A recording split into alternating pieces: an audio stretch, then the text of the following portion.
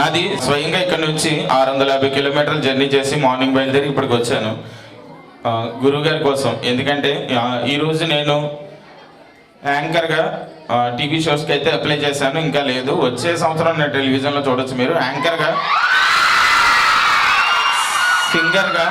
సింగర్గా, కొరియోగ్రాఫర్గా ఈవెంట్స్ చేస్తూ ఒక్కసారి please 5 seconds please pin drop silence ఉండండి అందరూ. ఒక మాట చెప్తా. కరోనా బిఫోర్ నుంచి గురుగారు నాకు పరిచయం. ఆఫ్టర్ కరోనా అందరి పరిస్థితి ఎలా ఉందో తెలుసు. మాదైతే ఇంకా కిందకి వెళ్ళిపోయాం మేము. ఆ టైంలో ఇది నేను ప్లే చేయడానికి ఫస్ట్ నేను ఫీల్డ్ ఎంచుకున్నప్పుడు ఇదే ప్లే చేసేవాడిని. ఇంచుమించు అది ఒకటే ఇప్పుడు 1 lakh పైన ఉంటుంది. అలాంటిది నా దగ్గర 3,70,000 అరౌండ్ నా చుట్టూ ఇన్స్ట్రుమెంట్స్ ఉండేవి.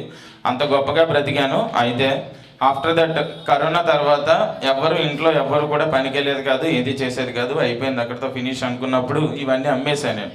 అమ్మేసిన తర్వాత కేవలం అప్పటి వరకు నెలకి 60-70 వేలు చూసిన నేను సడన్గా 10,000కి ఒక చోట సెక్యూరిటీకి జాబ్ జాయిన్ అయ్యాను నేను. అప్పుడు ఆ టైంలో నన్ను గురుగారు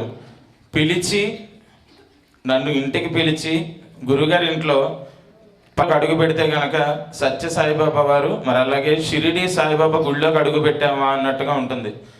ఎందుకంటే అంత వైభవంగా ఉంటుంది. నన్ను తీసుకొచ్చి ఆయన స్వయం సంపాదనతో నన్ను దగ్గర 2 సంవత్సరాలు పెంచి నన్ను ఎంతటి వాణి చేశారు. నాకు ఈ మ్యూజిక్ కానివ్వండి కెరీర్ స్టార్ట్ చేసింది గురువుగారి దగ్గరే. సో నేను సింగర్గా మరొక జీవితాన్ని గడపడానికి కూడా ఇప్పుడు విజయవంతంగా నడుపుతున్నానంటే దానికి కారణం కూడా గురూజీయే.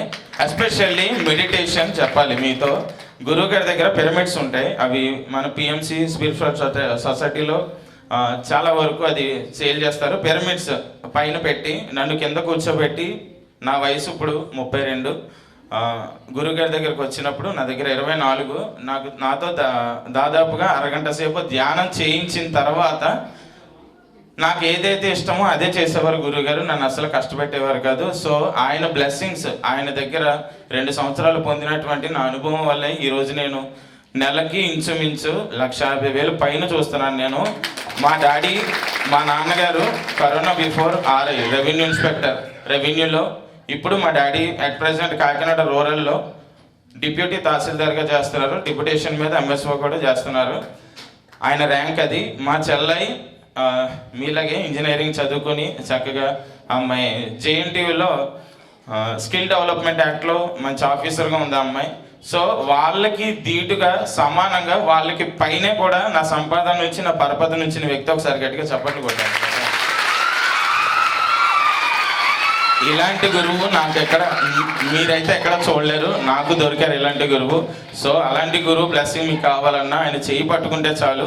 వెళ్ళేటప్పుడు అందరూ కూడా ఓట్ ఆఫ్ థ్యాంక్స్ చెప్పే ముందు మేడం ఓట్ ఆఫ్ థ్యాంక్స్ అయిపోయిన తర్వాత గురువు గారిని అందరూ కూడా ఆ చేయి తీసుకొని ఒకసారి వెళ్ళిపోండి, అంతే చాలు. Thank you so much. నా పాట నచ్చింది కదా ఇందాక.